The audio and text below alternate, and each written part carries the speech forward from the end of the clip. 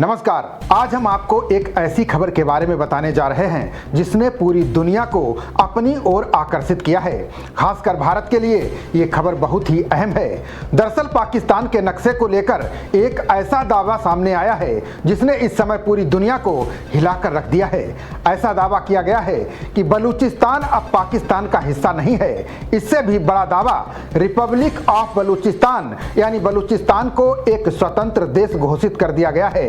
इतना ही नहीं, जिस बयान को लेकर चर्चा हो रही है उसमें दावा किया गया है कि बलूचिस्तान की नई व्यवस्था ने लगभग 85% क्षेत्र पर नियंत्रण हासिल कर लिया है।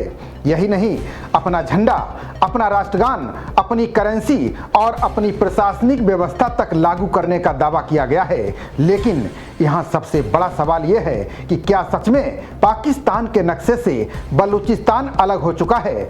क्या पाकिस्तान का एक बड़ा प्रांत अब एक नया देश बन गया है, या फिर ये एक राजनीतिक घोषणा है जिसका जमीन पर असर अभी साबित होना बाकी है? इस खबर में हम ये समझने का प्रयास करेंगे कि बलूचिस्तान पाकिस्तान से अलग क्यों होना चाहता है, 11 अगस्त की तारीख इतनी महत्वपूर्ण क्यों है, और सबसे बड़ा सवाल, अगर बलूचिस्तान सच में स्वतंत्र देश बनना चाहे तो क्या अंतर्राष्ट्रीय कानून उसे मान्यता देगा? चलिए बताते हैं कि पूरा मामला आखिर है क्या। सबसे पहले ताजा घटनाक्रम पर नजर डाल लेते हैं। जुलाई 2026 में बलूच नेता और मानवाधिकार कार्यकर्ता मीर यार बलोच के नाम से सोशल मीडिया पर एक घोषणा सामने आई। इसमें रिपब्लिक ऑफ बलूचिस्तान के नाम से पाकिस्तान से स्वतंत्रता की बात कही गई। इस घोषणा में कई बड़े दावे किए गए। पहला, बलूचिस्तान को स्वतंत्र देश घोषित किया गया है। दूसरा, नई व्यवस्था ने क्षेत्र के बड़े हिस्से पर नियंत्रण स्थापित कर लिया है। तीसरा, लगभग 85% क्षेत्र पर नियंत्रण का दावा किया गया है। चौथा, अपना राष्ट्रीय झंडा और राष्ट्रगान अपनाने की बात कही गई। और पांचवा, अपनी मुद्रा और प्रशासनिक व्यवस्था स्थापित करने का दावा किया गया। यानी घोषणा को सिर्फ राजनीतिक बयान नहीं बल्कि एक नए राज्य की स्थापना के रूप में प्रस्तुत किया गया। लेकिन आपको ये जान लेना भी जरूरी है कि घोषणा और वास्तविक स्वतंत्र राष्ट्र बनने में बहुत बड़ा अंतर होता है। स्वतंत्रता का दावा कर देना एक बात है, लेकिन किसी क्षेत्र का वास्तव में स्वतंत्र राज्य बन जाना दूसरी बात। जुलाई 2026 में उपलब्ध फैक्ट चेकिंग रिपोर्ट्स के अनुसार पाकिस्तान ने इस दावे को स्वीकार नहीं किया और किसी प्रमुख अंतर्राष्ट्रीय संस्था या मान्यता प्राप्त सरकार ने रिपब्लिक ऑफ बलूचिस्तान को स्वतंत्र देश के रूप में मान्यता नहीं दी। 85% क्षेत्र पर नियंत्रण का दावा भी स्वतंत्र स्रोतों से वेरीफाई नहीं है। अब आपको बताते हैं कि 11 अगस्त का कनेक्शन क्या है। आखिर हर साल 11 अगस्त को बलूच संगठन स्वतंत्रता दिवस क्यों मनाते हैं? इसके पीछे 1947 की कहानी है। ब्रिटिश भारत के विभाजन के समय आज का बलूचिस्तान एक ही राजनीतिक इकाई नहीं था। क्षेत्र में ब्रिटिश प्रशासित इलाकों के साथ साथ कलत, मकरन, लासवेला और खारन जैसी रियासतें थीं। पाकिस्तान के आधिकारिक इतिहास के अनुसार अलग अलग क्षेत्रों के पाकिस्तान में शामिल होने की प्रक्रिया हुई और कलत ने अंततः 1948 में पाकिस्तान के साथ एक्सेशन किया। लेकिन बलूच राष्ट्रवादी इतिहास की कहानी अलग है। उनका कहना है कि 11 अगस्त 1947 को कलत स्टेट ने अपनी स्वतंत्रता की घोषणा की थी। यही तारीख आज बलूच राष्ट्रवादी आंदोलन के लिए इंडिपेंडेंस का प्रतीक बन चुकी है। कलत के पाकिस्तान में एक्सेशन के बाद बलूच राष्ट्रवादियों ने इस घटना को अपनी स्वतंत्रता के अंत के रूप में देखा। यहीं से एक लंबा विवाद शुरू हुआ।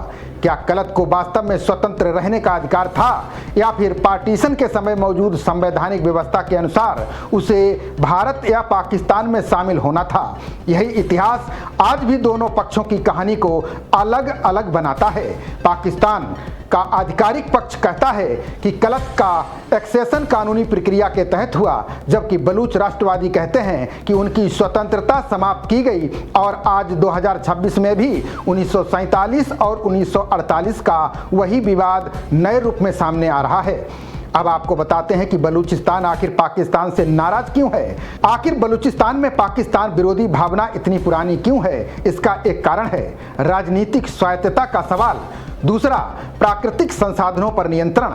आपको मालूम होगा कि बलूचिस्तान प्राकृतिक गैस, खनिज और दूसरे संसाधनों के मामले में बेहद महत्वपूर्ण क्षेत्र है, लेकिन बलूच राष्ट्रवादी संगठनों का आरोप है कि इन संसाधनों का फायदा स्थानीय लोगों की अपेक्षा केंद्र और दूसरे हिस्सों को ज्यादा मिलता है। इसके साथ ही लंबे समय से सुरक्षा अभियान, राजनीतिक कार्यकर्ताओं की गिरफ्तारियां, लापता होने के आरोप और मानवाधिकारों को लेकर गंभीर विवाद भी सामने आते रहे हैं। दूसरी तरफ पाकिस्तान सरकार और सुरक्षा प्रतिष्ठान बलूच अलगाववादी हिंसा को राष्ट्रीय सुरक्षा के लिए बड़ा खतरा मानते हैं। यानी ये कहानी सिर्फ बलूचिस्तान पाकिस्तान से आज़ादी चाहता है इतनी सरल नहीं है। इसके पीछे तीन बड़े शब्द हैं: आइडेंटिटी, रिसोर्सेज और पॉलिटिकल पावर। और एक चौथा फैक्टर है चाइना, क्योंकि बलूचिस्तान की भौगोलिक स्थिति बेहद महत्वपूर्ण है और यही इलाका चाइना पाकिस्तान इकोनॉमिक कॉरिडोर यानी CPEC के लिए भी रणनीतिक महत्व रखता है।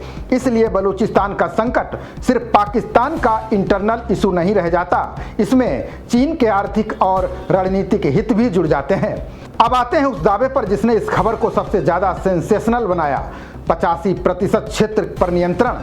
सोचिए, अगर किसी अलगाववादी संगठन के पास वास्तव में किसी पूरे प्रांत के 85% क्षेत्र पर प्रभावी और स्थायी नियंत्रण होगा तो ये सामान्य विद्रोह नहीं माना जाएगा। ये किसी क्षेत्र की सत्ता संरचना में बहुत बड़ा बदलाव होगा। जिस घोषणा में 85% क्षेत्र पर नियंत्रण का दावा किया गया है उसकी स्वतंत्र पुष्टि उपलब्ध नहीं है। फैक्ट चेकिंग रिपोर्ट्स ने भी कहा है कि इस दावे को स्वतंत्र स्रोतों से वेरीफाइड नहीं किया गया है। अब इससे महत्वपूर्ण सवाल: अगर कोई संगठन कहता है कि हम स्वतंत्र देश हैं तो क्या वो उसी समय देश बन जाता है? जवाब है नहीं। इंटरनेशनल रिलेशंस में किसी नए राज्य के अस्तित्व के लिए सिर्फ घोषणा काफ़ी नहीं होती। आमतौर पर देखा जाता है कि क्या वहाँ स्थायी आबादी है, क्या कोई निर्धारित टेरिटरी है, क्या वहाँ इफेक्टिव गवर्नमेंट है, क्या वो दूसरे राज्यों के साथ अंतर्राष्ट्रीय संबंध स्थापित करने की क्षमता रखता है। और फिर आती है सबसे बड़ी चीज़, इंटरनेशनल रिकॉग्निशन, यानी दुनिया के दूसरे देश उसे स्वीकार करते हैं या नहीं। बलूचिस्तान के मामले में अभी सबसे बड़ा गैप यही है। घोषणा मौजूद है, स्वतंत्रता का राजनीतिक दावा मौजूद है, लेकिन अंतर्राष्ट्रीय मानता नहीं है और पाकिस्तान खुद इसे स्वतंत्र राज्य नहीं मानता। इसलिए अभी ये कहना ज़्यादा सही है कि बलूचिस्तान के स्वतंत्रता आंदोलन ने स्वतंत्र राष्ट्र होने का दावा किया है, लेकिन ये कहना कि बलूचिस्तान अब संयुक्त राष्ट्र द्वारा मान्यता प्राप्त नया देश है, ये गलत होगा। अब बड़ा सवाल, क्या भविष्य में बलूचिस्तान को अंतर्राष्ट्रीय मान्यता मिल सकती है? आपको बता दें कि सैद्धांतिक रूप से कोई भी राजनीतिक स्थिति समय के साथ बदल सकती है। दुनिया में ऐसे कई उदाहरण हैं जहां लंबे संघर्ष के बाद नए देश बने, लेकिन हर मामला अलग होता है। किसी नए देश के लिए सिर्फ स्वतंत्रता की घोषणा काफ़ी नहीं होती, उसे जमीन पर प्रभावी प्रशासन, स्थिर संस्थाएं, क्षेत्रीय नियंत्रण और अंतर्राष्ट्रीय राजनीतिक समर्थन की जरूरत पड़ती है।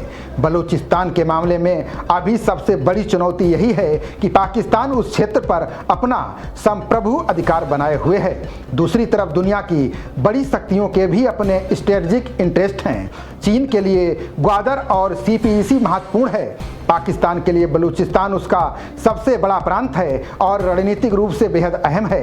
क्षेत्रीय स्तर पर भारत, ईरान और अफगानिस्तान के साथ भी इसके भू राजनीतिक संबंध जुड़े हैं। इसलिए बलूचिस्तान का सवाल सिर्फ एक नक्शे पर सीमा बदलने का सवाल नहीं है, ये पूरे साउथ एशिया के स्ट्रेटजिक बैलेंस से जुड़ा हुआ सवाल है। यहाँ ध्यान देने की बात यह है कि अगर बलूचिस्तान का आंदोलन और मजबूत होता है तो पाकिस्तान के सामने सिर्फ इंटरनल सिक्योरिटी क्राइसिस नहीं होगा, बल्कि टेरिटोरियल इंटेग्रिटी का सवाल उठेगा। इसके अलावा आर्थिक दबाव भी बढ़ सकता है, क्योंकि बलूचिस्तान के संसाधन और स्ट्रेटजिक कास्ट लाइन पाकिस्तान के लिए महत्वपूर्ण है और ग्वादर जैसे स्थानों का महत्व सिर्फ पाकिस्तान के लिए नहीं बल्कि चीन के लिए भी है। इसलिए अगर वहाँ राजनीतिक इंस्टेबिलिटी बढ़ती है तो उसका असर CPEC प्रोजेक्ट और रीजनल सिक्योरिटी तक जा सकता है। यही वजह है कि बलूचिस्तान की खबर को सिर्फ पाकिस्तान की डोमेस्टिक पॉलिटिक्स समझना बड़ी गलती होगी। तो इस पूरी खबर का सार यही है कि बलूचिस्तान ने पाकिस्तान से अलग होने का दावा किया है, लेकिन अभी वो अंतर्राष्ट्रीय रूप से मान्यता प्राप्त स्वतंत्र देश नहीं बना है। 11 अगस्त की तारीख बलूच राष्ट्रवादियों के लिए 1947 की कथित स्वतंत्रता की याद से जुड़ी है।